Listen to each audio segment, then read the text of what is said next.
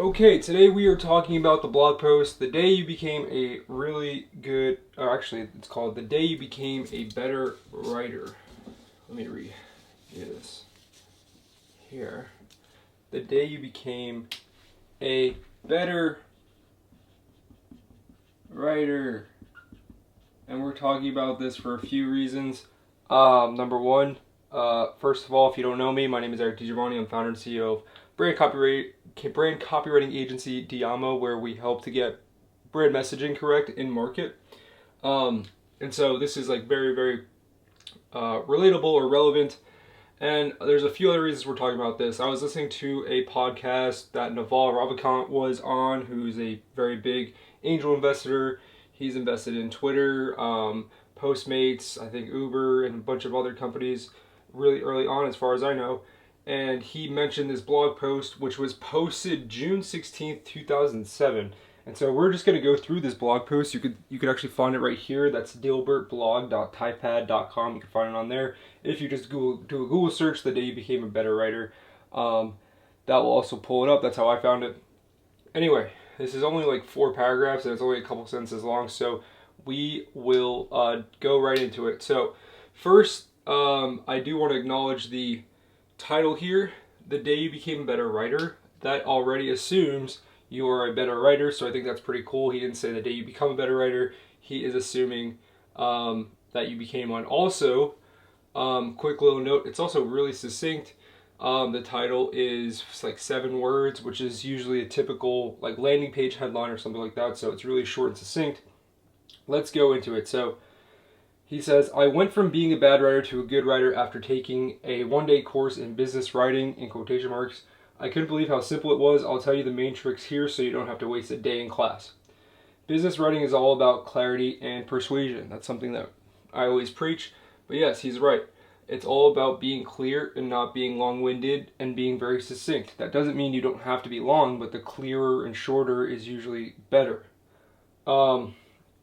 The main technique is keeping things simple. Simple writing is persuasive. A good argument in 5 sentences will sway more people than a brilliant argument in 100 sentences. Don't fight it. Paragraph 3.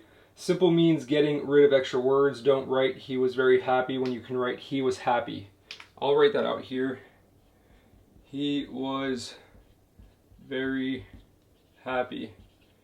What he's essentially saying here is that this is just extraneous, or this is just, or not this, this right here though, very, is just unnecessary, and I tend to agree with that. A lot of times when you put very, or you can even replace this with like so, or like extremely, it really doesn't add much, because happy is just a state, and you could assume that he's at the extreme extent of that state.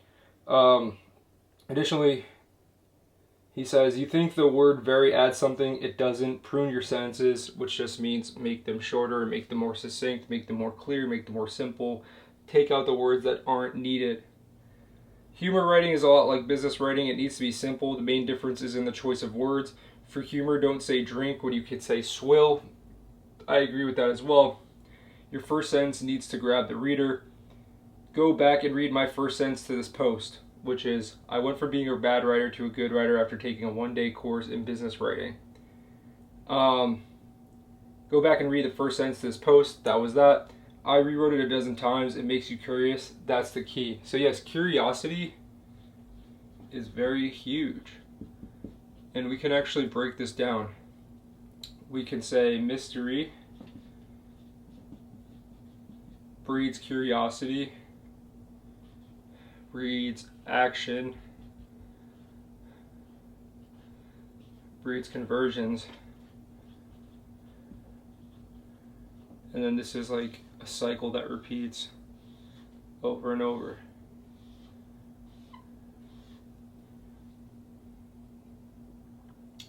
What else does he say? He says your first sentence needs to grab the reader. We already said that. He says, write short sentences. Avoid putting multiple thoughts in one sentence. Reader aren't as smart as you think. And the way I'd word that is people don't understand what you're trying, or make it as clear as possible And when he says readers aren't as smart as you think, the way I'd reword that is saying readers aren't going to take the time to understand what you're saying. It's not that they aren't smart, it's that they're not going to take the time to figure out what you're trying to say. If there's a better way, you can just say it. He also says, learn how brains organize ideas. Readers comprehend the boy hit the ball quicker than the ball was hit by the boy. Both sentences mean the same, but it's easier to imagine the object, the boy, before the action, the hitting. All brains work that way. Notice I didn't say that is the way all brains work. That's it. You just learned 80% of the good rules of good writing. You're welcome. So a lot of what he's also talking about is just like active versus passive voice. And another way to say this is like I drove the bus would be active, instead of the bus was driven by me. Sorry for the bad handwriting here. So honestly, this right here, this active versus passive, is really what leveled up my game as a copywriter. And it's what a lot of big brands will use. You can actually look at big billboards. They'll have this active voice a lot of times. Any landing page that's done by a big brand like Hulu, Amazon, Disney Plus, any of these big brands that just come to mind, they are probably going to have this active voice over the passive voice in most of their copy. So anyway, just wanted to dissect this really quick. It came from a very, very cool source, Naval Ravikant, who is a very, very philosophical investor. I definitely recommend checking him out. Also, definitely recommend taking a look at this read. It's like a 2-minute read, if that.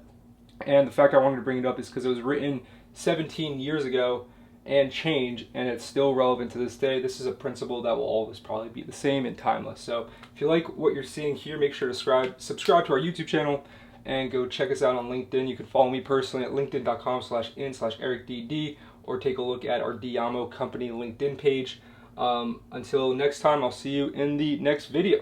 Thank you. Diamo.